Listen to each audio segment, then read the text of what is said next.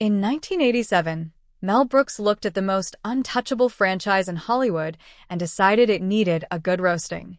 Star Wars wasn't just a hit movie by then, it was a merchandising empire, an object of near-religious fan devotion, and the last thing most directors would dare to mock. But Brooks had built his career on breaking rules, and Spaceballs became his loving, fearless send-up of everything the galaxy far, far away represented. Rather than simply imitating Star Wars, Brooks built a comedy that stood entirely on its own. Bill Pullman played the reluctant hero Lone Star, an awkward cousin of Han Solo. John Candy brought warmth and goofy charm to Barf, the half-man, half-dog. Daphne Zuniga gave Princess Vespa attitude and brains, while Rick Moranis turned Dark Helmet into one of comedy's greatest villains. Brooks himself stepped in front of the camera twice, playing the clueless President Screw and the wise, deli-accented Yogurt. Spaceballs wasn't a box office smash, and critics shrugged it off as another silly spoof, dismissing it as a movie destined to fade quickly from memory. Yet something unexpected happened over the following years. Thanks to endless VHS rentals, cable reruns, and countless repeat viewings, it slowly transformed into one of the most quotable comedies ever made, proof that a film doesn't need to dominate its opening weekend to eventually become a classic. Here are 15 things you probably never knew about how it all came together, including why George Lucas actually blessed the project, the disgusting truth behind Pizza the Hut, and how a running joke eventually became a real sequel. Parodying the biggest sci-fi franchise on Earth could easily invite a lawsuit, so Brooks did the responsible thing and asked George Lucas for permission before shooting a single frame. Lucas didn't just approve, he loved the idea, reportedly joking, "The Schwartz is with you." There was one condition: no merchandise. No toys, no lunchboxes, no coloring books, nothing. Lucas had built an empire on Star Wars merchandising and had no interest in a parody competing for shelf space. Brooks respected the decision immediately, but instead of treating it as a disappointment, he did what only Mel Brooks could do. He turned the restriction into one of the film's best-running gags. Since he couldn't sell real merchandise, he simply joked about it endlessly instead. Yogurt's famous scene introduces audiences to Spaceballs. The t-shirt, Spaceballs. The coloring book, Spaceballs. The lunchbox, Spaceballs. The breakfast cereal, and the legendary Spaceballs. The flamethrower. Ironically, the joke became even more memorable because none of it was real. Rather than competing with Star Wars merchandising, Brooks celebrated and mocked Hollywood's obsession with licensing everything imaginable, and decades later those fake products remain some of the most quoted lines in the entire film. Star Wars opens with an iconic shot of a massive Star Destroyer gliding overhead. Brooks decided to take that idea and stretch it until it broke. Spaceball 1 drifts across the screen for over 80 seconds. No dialogue, no music shift, just spaceship, on, well past the point of reason. Brooks later admitted this was completely deliberate. The longer he made audiences wait, the bigger the eventual laugh. Just when viewers think it's finally over, the ship's bumper sticker and vanity plate are revealed. It's Brooks' comedic philosophy in miniature. Take something epic, stretch it absurdly, and let the audience laugh because you simply refuse to stop. Brooks built Dark Helmet by asking a simple question: what if Darth Vader had zero confidence? But Rick Moranis is the one who made the character unforgettable. The oversized helmet that constantly blocks his vision, the scene where he plays with his own action figures, and a surprising amount of dialogue all came from Moranis improvising on set. According to Brooks, Moranis arrived on set almost every day with fresh comedic ideas, and rather than forcing him to stick rigidly to the written page, Brooks encouraged him to experiment freely. What makes Dark Helmet work is that he never knows he's ridiculous. Every tantrum, every dramatic speech, every childish meltdown is delivered with complete sincerity, even while wearing a helmet that barely fits and constantly blocks his own view. The audience sees an insecure man in oversized plastic armor. Dark Helmet genuinely believes he's the most feared villain in the galaxy. Brooks gave him the concept. Moranis gave him the soul, turning a Vader parody into a fully original comedic character in his own right. Believe it or not, Candy nearly walked away from the role, not because of the script, but because of the original costume. The first design for Barf completely covered Candy's face behind a heavy latex dog mask, hiding the expressions that made him a star. Candy hated it, and Brooks quickly realized his mistake, later joking that hiding John Candy's face would be like hiring someone else for a tenth of the price. The costume was redesigned with just a small canine nose, patches of fur, floppy ears, and a mechanical tail, leaving Candy's face fully visible.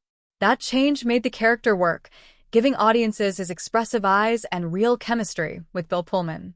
For the first time, viewers could enjoy Candy's expressive eyes and perfectly timed reactions, and his chemistry with Bill Pullman suddenly felt genuine because audiences could actually connect with him. The best-kept secret from a shoot? Candy controlled Barf's wagging tail himself using a hidden switch inside his paw glove. Every excited wag and nervous twitch came directly from him while he delivered dialogue, while an off-camera puppeteer separately handled the floppy ears. Brooks later joked that Barf was basically Chewbacca's cousin, if Chewbacca belonged to a labor union and had a retirement pension. It's a perfect summary of Brooks' style. Even while parodying a famous character, he found a way to make something completely original, and a character literally named after throwing up somehow became one of the most lovable figures in the whole film.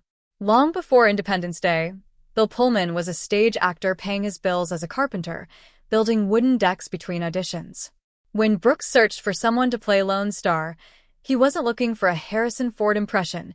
He wanted rugged charm mixed with enough awkwardness to feel like a hero stumbling into greatness.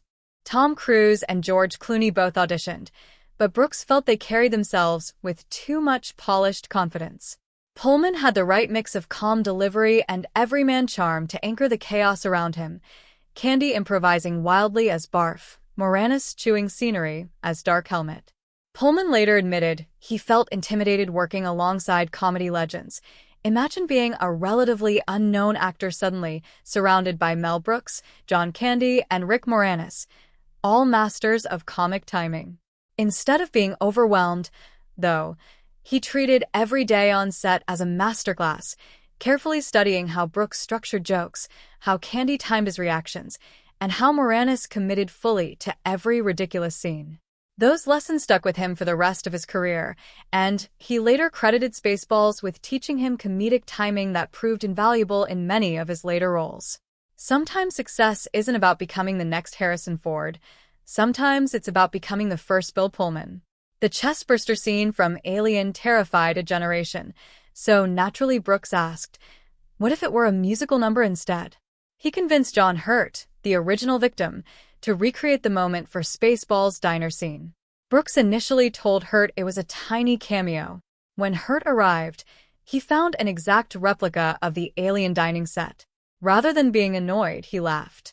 The scene starts exactly like the original, until the baby alien bursts out, grabs a cane and top hat, and performs a full song and dance number before strutting off.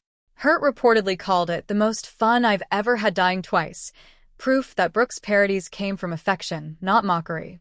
The half-buried Statue of Liberty from Planet of the Apes is one of cinema's most famous twist endings. Brooks couldn't resist recreating it, except instead of the statue, the giant decapitated head of Mega made sticks out of the sand after crashing on a beach. Two apes ride up on horseback and react with total seriousness, treating a giant vacuum cleaner's head like a historic tragedy. Brooks reportedly considered this one of his favorite scenes in the entire movie, not simply because it referenced another famous film, but because it worked so cleanly.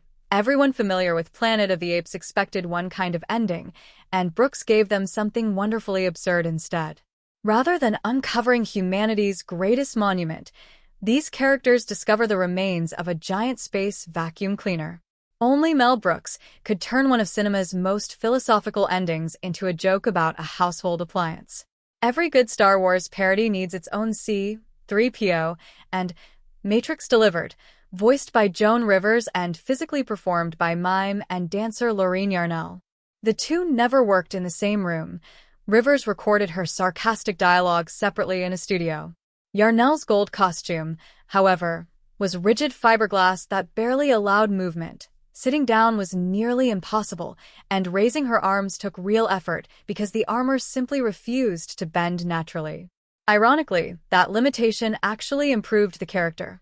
Unable to move freely, Yarnell naturally walked with stiff, robotic movements that perfectly suited the role, turning a production headache into one of Matrix's defining traits. Rivers, meanwhile, layered on the sarcasm from a recording booth miles away, and the audience never noticed the split because the final performance felt completely seamless. After buying his own VCR, Brooks got a ridiculous idea while rewatching Star Wars at home. What if the villains could just watch the movie they were living in? That became one of Spaceballs' smartest jokes. Dark Helmet and President's Crew, unable to find Princess Vespa, simply pop in a VHS copy of Spaceballs, the movie, and fast forward until they catch up to the present. It's a parody folding in on itself, and decades before streaming and DVR, it still feels strangely ahead of its time. On top of writing and directing, Brooks played both President's Crew, his name is literally Brooks spelled backward, and Yogurt, his gold-robed parody of Yoda. To create Yogurt's voice, Brooks blended Yoda's speech pattern with the accent of a classic New York deli owner. President's Crew, whose name is simply Brooks spelled backward, is part Emperor Palpatine and part frustrated office manager, constantly blaming everyone else for problems he created himself. Yogurt required a much heavier commitment. Hours of makeup, prosthetics, and thick gold body paint every single filming day, plus hidden knee pads so Brooks could appear far shorter than everyone around him. Unfortunately, the gold makeup caused painful skin rashes severe enough that the crew often had to rearrange the shooting schedule just to give Brooks skin time to recover. He handled it with typical humor, joking that he looked like a Jewish Oscar statue, and insisted the suffering was completely worth it. Whether he was playing the hopelessly clueless President's Crew or the endlessly entertaining Yogurt, Brooks proved once again that if you want something done perfectly and hilariously, sometimes you simply have to do it yourself. Asterisk, what's your favorite Mel Brooks movie? Spaceballs, Blazing Saddles, Young Frankenstein, or something else entirely? However you rank it, Spaceballs proves that a movie doesn't need to conquer opening weekend to become immortal. Sometimes patience, VHS rentals, and pure comedic commitment are all it takes. Asterisk.